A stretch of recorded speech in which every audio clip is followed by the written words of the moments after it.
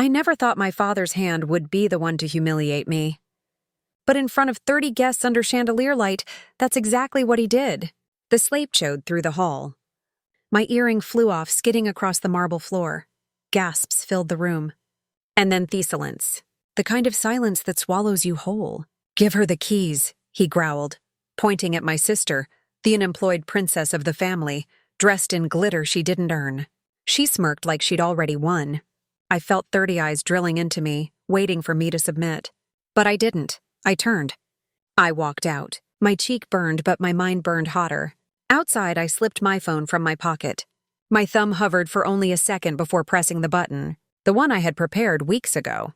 Insurance. Because I always knew this day would come. My family loved to remind me that I was the strong one. Translation: the one who carried them when their world collapsed. When Dad's business failed, I paid the bills. When Mom needed surgery, I signed the checks. When my sister racked up debt in the name of finding herself, I bailed her out. I built my penthouse from nothing but sleepless nights and ruthless work. And yet, in their eyes, I was never a daughter, just a wallet with legs. Still, I kept giving because deep down I wanted their approval. The kind of love that always seemed just out of reach until tonight, until the slap. The truth is, I had been testing them for months. Small things. Dad asking for loans that vanished. Mom praising my sister's failures as if they were achievements. Conversations where my name was spoken only in the context of what I could provide. And one night I overheard it all. Dad and my sister whispering like co-conspirators. "She doesn't need that penthouse. She'll give it up if we push hard enough. She always does." That was the night my love for them died. I didn't rage. I didn't cry. I planned.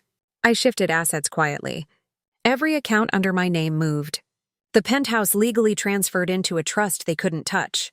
Every luxury they flaunted, every comfort they enjoyed, all funded by me, retracted piece by piece. I smiled at dinners. I handed out envelopes of money when asked, but behind the smile, I was cutting the strings. By the time the party came, their safety net was gone. They just didn't know it yet. When Dad Shan struck me tonight, it wasn't just violence. It was permission. The final justification to flip the switch.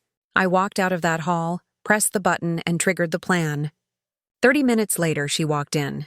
Tall, cold, dressed in black, the woman I had hired months ago, a financial auditor with the heart of a predator. She didn't need an introduction. She carried a folder thick with paper stamped and signed. She walked straight to the center of the hall where my family still laughed nervously, trying to erase thulliness of the slap. She dropped the folder onto the dining table with a thud that silenced every fake laugh. "You have 5 minutes to vacate all assets not under your legal name," she said, her voice cutting through the air. "This includes cars, accounts, and properties. Effective immediately, gasps again, louder this time." My father's face dreamed of color. My mother clutched her pearls. My sister's smirk shattered. I stepped back into the hall, my cheeks still stinging, but my yaya steady. Every head turned to me. I didn't raise my voice. I didn't need to. I told you once. I built everything and I will never hand it over. My sister lunged toward me, screeching, but the woman in black held up her hand. "Careful. Every word is recorded." I watched realization dawn on them like a slow, cruel sunrise. They weren't losing just the penthouse. They were losing everything I had ever given. The cars they flaunted gone. The accounts they drained emptied. The house they lived in signed under my name, now repossessed.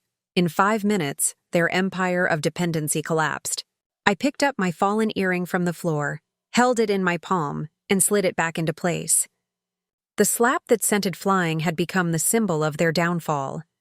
As I walked out again, this time not in shame, but in victory, I felt 30 pairs of eyes burn into my back, but none dared stop me. Outside, the night air tasted like freedom. For the first time in years, I wasn't the provider, the puppet, or the obedient child. I was untouchable. And as the door shut behind me, I whispered to myself, "Love doesn't bind. Loyalty doesn't beg.